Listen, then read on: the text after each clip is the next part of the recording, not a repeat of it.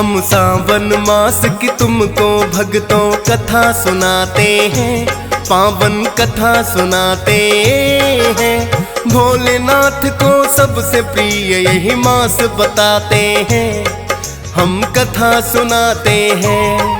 हम सावन मास की तुमको भक्तों कथा सुनाते हैं, पावन कथा सुनाते हैं। भोलेनाथ को सबसे प्रिय यही मास बताते हैं, हम कथा सुनाते हैं।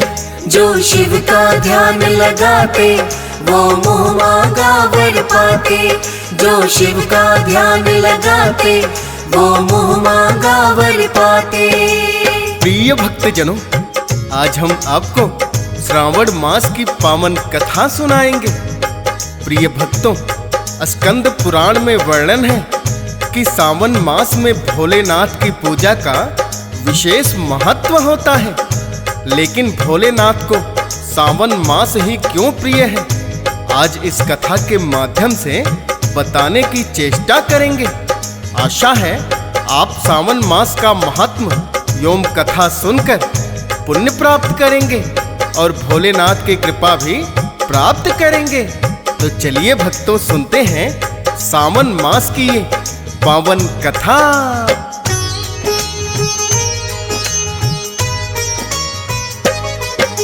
ब्रह्मा जी को कहते हैं सृष्टि का रचनाकार, सर्वप्रथम उत्पन्न किए हैं पुत्र इन्होंने चार।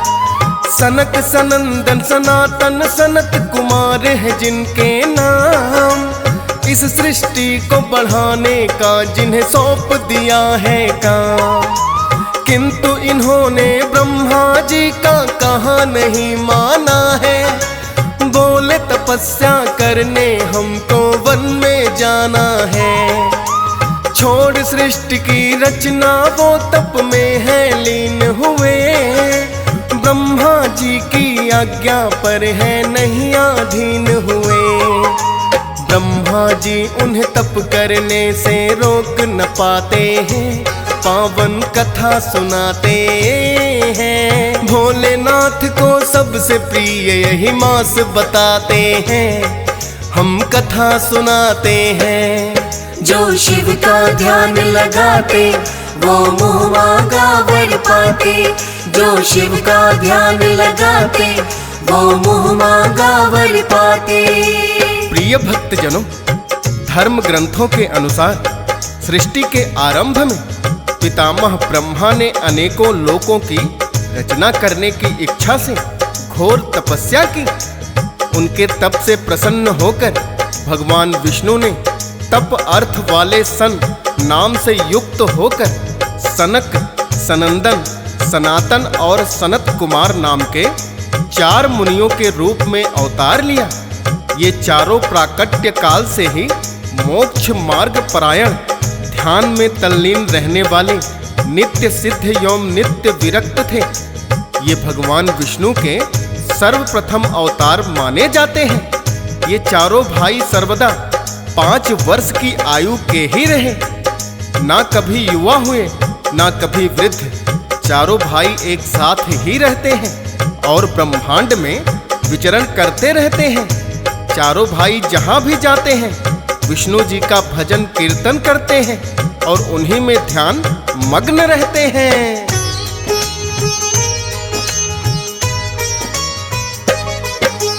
एक दिन विचरण करते करते चारों ही सनत कुमार भोलेनाथ के पास आए तो हुआ बड़ा सत्कार। उन्होंने भी तो भोलेनाथ को है प्रणाम किया, चारों कुमारों को भोले ने पास ही बिठा लिया।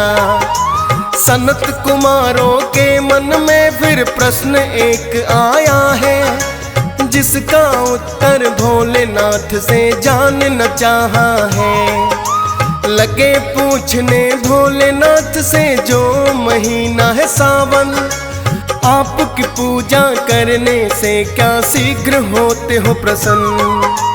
प्रिय आपको सावन क्यों हम पूछना चाहते हैं, पावन कथा सुनाते हैं। भोलेनाथ को सबसे प्रिय यही मास बताते हैं, हम कथा सुनाते हैं। जो शिव का ध्यान लगाते वो मुँह मांगा वर पाते। जो शिव का ध्यान लगाते वो मुँह मांगा वर पाते।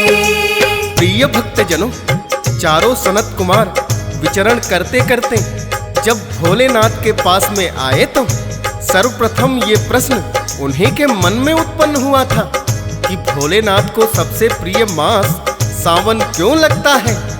तब भोलेनाथ ने चारों सनत कुमारों की जिज्ञासा को दूर किया और उन्हें बताने लगे कि उन्हें सावन मास क्यों प्रिय लगता है। प्रिय भक्तों, जो भोलेनाथ ने सनत कुमारों को बताया, इस कथा के द्वारा हम वही वर्णन करने की चेष्टा करेंगे।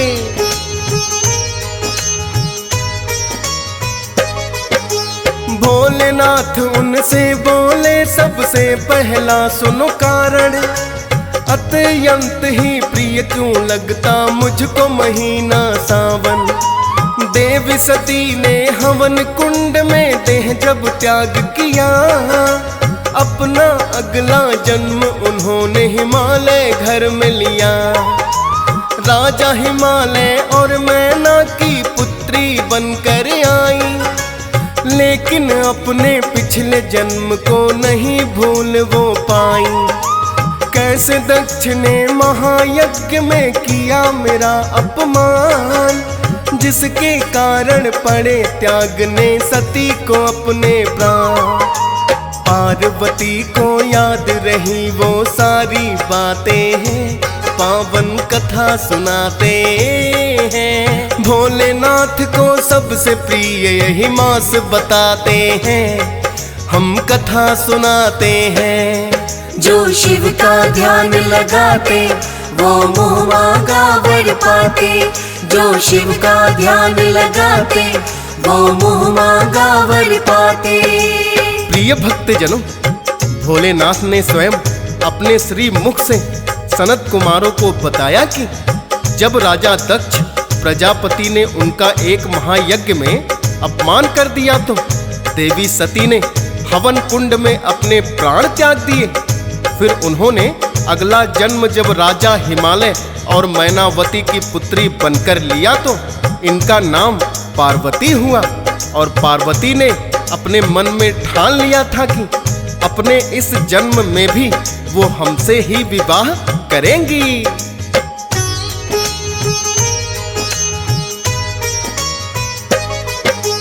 अपने मन में पार्वती ने ये प्रण लिया था कि भोलेनाथ को ही चुनना है हर एक जन्म में वर। और इसके लिए उन्होंने बड़ी ही की है घोर तपस्या, निराहार रहकर सावन में कठिन है व्रत किया। पार्वती के तप से हम जब हुए बड़े ही प्रसन्न, जाकर के साक्षात दिए हैं उनको हमने दर्शन। पार्वती के सावन में उस तप के कारण ही विवाह उनसे करने की हमने हामी है भर दी। फिर लेकर बारात हिमालय घर हम जाते हैं, पावन कथा सुनाते हैं। भोलेनाथ को सबसे प्रिय यही मास बताते हैं, हम कथा सुनाते हैं। जो शिव का ध्यान लगाते वो मुँह मांगा वर पाते। जो शिव का ध्यान लगाते वो मुँह मांगा वर पाते। प्रिय भक्तजनों, भगवान भोलेनाथ ने सनत कुमारों को प्रथम कारण यही बताया कि सावन मास में माता पार्वती ने अन्न और जल का सेवन त्याग दिया था। उसी कठिन तपस्या के कारण हमने पार्वती से विवाह करने की सहमति जताई थी। अब सनत कुमार पूछने लगे, हे भोलेनाथ, क्या यही एकमात्र कारण है कि सावन मास आपको प्रिय है? तब भोलेनाथ कहने लगे, सावन मास प्रिय होने का एक कारण और भी है, मैं तुम्हें बताता हूँ। ध्यान पूर्वक सुनो।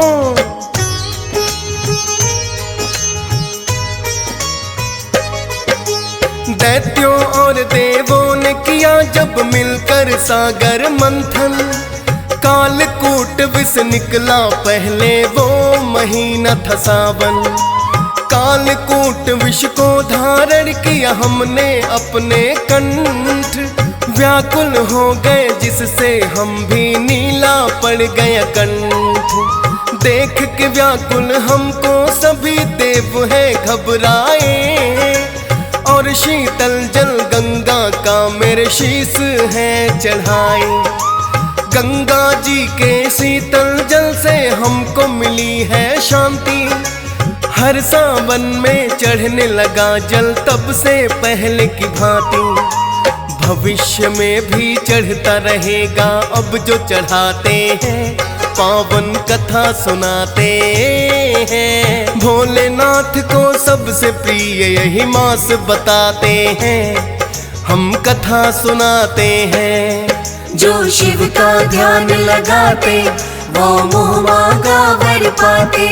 जो शिव का ध्यान लगाते वो मुँह मांगा वर पाते।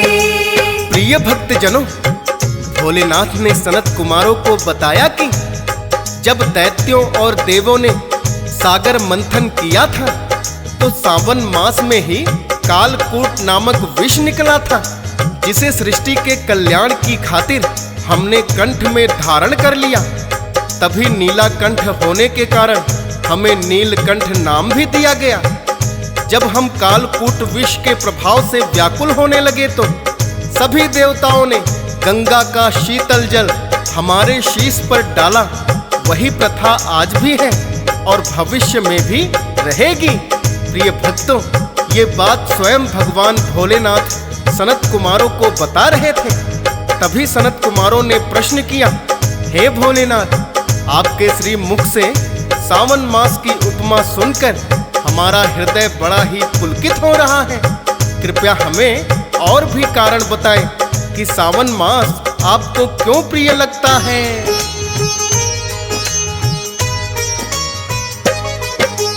कहने लगे शिव आता है ये माह दक्षिणायन में, और वर्षा ऋतु भी तो होती है इस सावन में। पत्ते बेल फूल धरती पर खूब पनपते हैं, पत्ते बेल फूल भी मुझको प्रिय बड़े लगते हैं। करके ग्रहण एक बेल पत्र को प्रसन्न में रहता हूँ, अपने भक्त की मनोकामना पूर्ण भी करता हूँ। 3 नेत्र हैं मेरे, 3 ही बेल पत्र भी हैं। बेल पत्र तो पसंद मुझे सबसे बढ़कर ही है, इसीलिए तो बेल पत्र मुझे भक्त चढ़ाते हैं, पावन कथा सुनाते हैं। भोलेनाथ को सबसे प्रिय यही मास बताते हैं, हम कथा सुनाते हैं। जो शिव का ध्यान लगाते वो मुँह मांगा वर पाते। जो शिव का ध्यान लगाते वो मुँह मांगा वर पाते। प्रिय भक्तजनों, भगवान भोलेनाथ के श्री मुख से सावन मास का महत्व सुनकर सनत कुमार बड़े ही प्रसन्न हो रहे थे।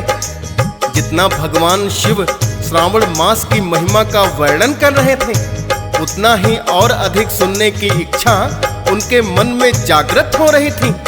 तो सनत कुमारों ने भगवान भोलेनाथ से विनती की, हे भोलेनाथ, हमारी पवित्र सावन मास की महिमा सुनने की जिज्ञासा बढ़ती ही जा रही है, अतः आप और वर्णन करने की कृपा करें।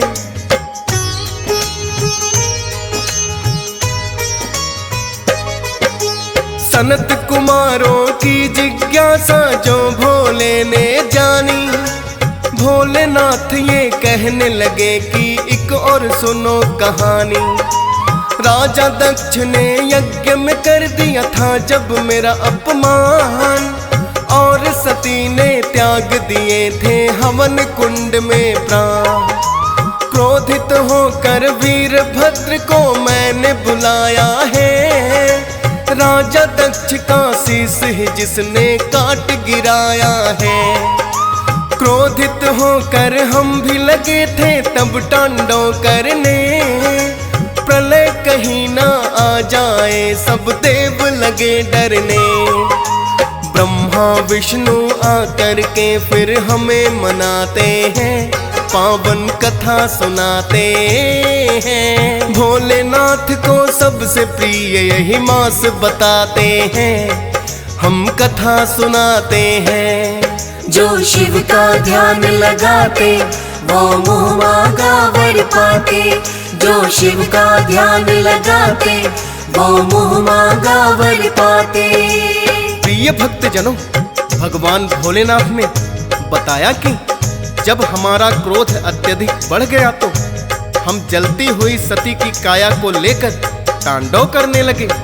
तो सभी देवों ने ब्रह्मा जी से विनती की। ब्रह्मा जी ने विष्णु जी को बताया और उन्होंने सुदर्शन छोड़कर सती की काया को खंडित कर दिया। विष्णु जी के विनती करने पर हमारा क्रोध शांत हुआ और राजा दक्ष को हमने क्षमा कर दिया एवं उसे यज्ञ पशु बकरे का शीश लगा दिया। दक्ष प्रजापति को भी अपने किए पर पश्चाताप हुआ और उन्होंने हमसे क्षमा याचना की।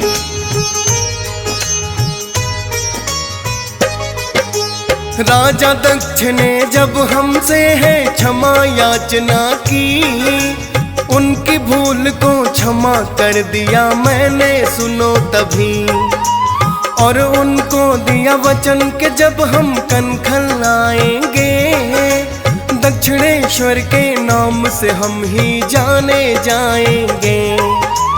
हर सावन में अभी भी हम तो जाते हैं ससुराल, जलाभिषेक हमारा करते जाते ही तत्काल। सावन मास में होता है धरती पर वास हमारा, इसीलिए तो सावन लगता हमको बड़ा ही प्यारा।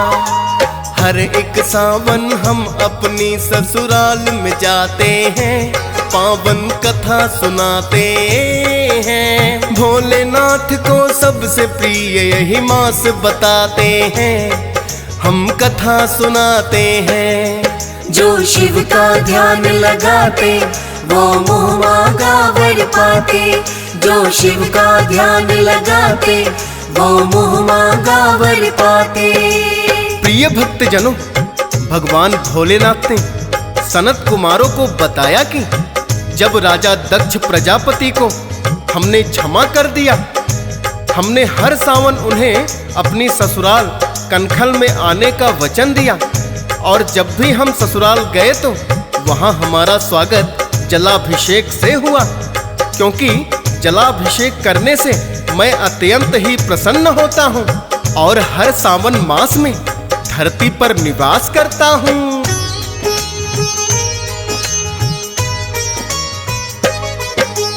भोलेनाथ का अपने ही मुख से था भक्तों कहना, सबसे प्रिय उन्हें लगता है ये सावन का महीना।